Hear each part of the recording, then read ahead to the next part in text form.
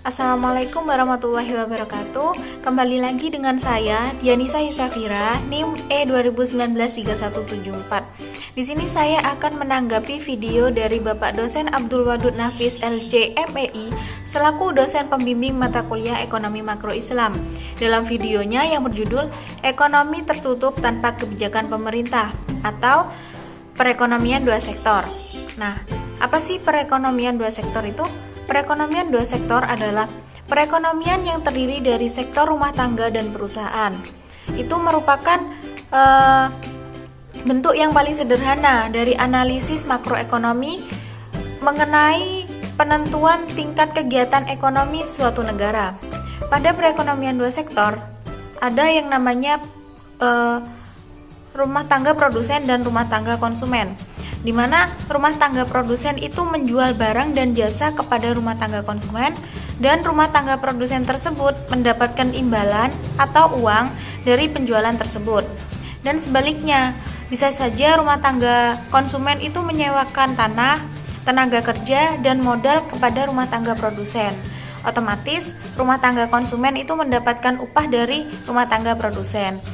Kemudian yang selanjutnya ada aliran pendapatan dalam perekonomian dua sektor.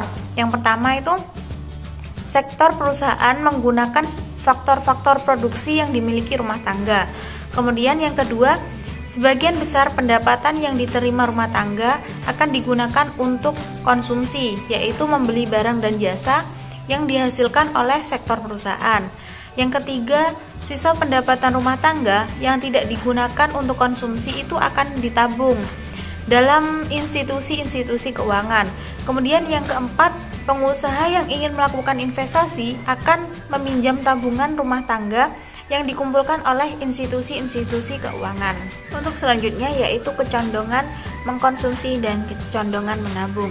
Yang pertama ada kecondongan mengkonsumsi, ini dibagi menjadi kecondongan mengkonsumsi marginal dan kecondongan mengkonsumsi rata-rata, di mana kecondongan mengkonsumsi marginal merupakan perbandingan di antara pertambahan konsumsi yang dilakukan dengan pertambahan disposable income yang diperoleh. Sedangkan kecondongan mengkonsumsi rata-rata merupakan perbandingan di antara tingkat mengkonsumsi dengan tingkat disposable income. Kemudian yang kedua kecondongan menabung. Kecondongan menabung ada kecondongan menabung marginal dan kecondongan menabung rata-rata. Kecondongan menabung marginal merupakan perbandingan di antara pertambahan tabungan dengan pertambahan disposable income. Kemudian kecondongan menabung rata-rata itu menunjukkan perbandingan di antara tabungan dengan pendapatan disposable. Selanjutnya yaitu fungsi konsumsi dan tabungan. Fungsi konsumsi yaitu suatu fungsi yang menggambarkan sifat hubungan antara tingkat konsumsi rumah tangga dalam perekonomian dengan pendapatan nasional atau pendapatan disposable. Kemudian fungsi tabungan. Fungsi tabungan yaitu suatu fungsi yang menunjukkan sifat hubungan antara tingkat tabungan rumah tangga dalam perekonomian dengan pendapatan nasional atau pendapatan disposable. Untuk selanjutnya yaitu pengertian dari investasi. Investasi sering juga dikenal dengan nama penanaman modal. Investasi merupakan komponen kedua yang menentukan pengeluaran agregat. Investasi merupakan pengeluaran atau pembelanjaan penanam modal atau perusahaan untuk membeli barang-barang modal dan perlengkapan produksi untuk menambah kemampuan memproduksi barang dan jasa yang tersedia dalam perekonomian. Investasi meliputi pengeluaran untuk yang pertama itu pembelian barang modal, yaitu mesin-mesin dan peralatan produksi lain untuk mendirikan berbagai jenis industri dan perusahaan. Kemudian yang kedua, penggantian barang-barang dan modal yang telah diapresiasikan. Yang ketiga, pengeluaran untuk bangunan kantor, pabrik, dan lain-lain.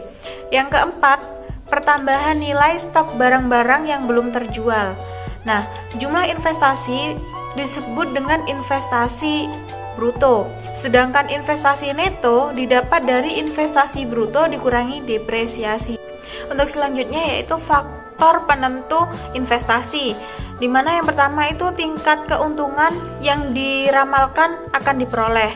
Kemudian yang kedua suku bunga, yang ketiga ramalan mengenai keadaan ekonomi di masa depan. Yang keempat kemajuan teknologi, yang kelima tingkat pendapatan nasional dan perubahannya. Yang keenam keuntungan yang diperoleh perusahaan. Nah, fungsi investasi merupakan fungsi yang menunjukkan hubungan antara tingkat investasi dan tingkat pendapatan nasional. Di sini dibagi menjadi fungsi investasi otonomi dan investasi terpengaruh.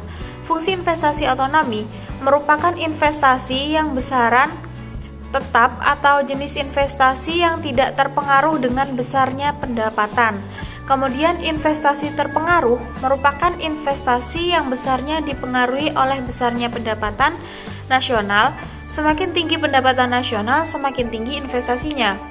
Kemudian untuk selanjutnya yaitu keseimbangan perekonomian negara. Dalam perekonomian dua sektor, keseimbangan perekonomian negara tercapai apabila yang pertama itu ada ketika pendapatan nasional itu sama dengan konsumsi dan investasi. Kemudian yang kedua itu ada investasi sama dengan tabungan. Sekian dari saya, kurang lebihnya mohon maaf. Wabillahi taufik wal hidayah. Wassalamualaikum warahmatullahi wabarakatuh.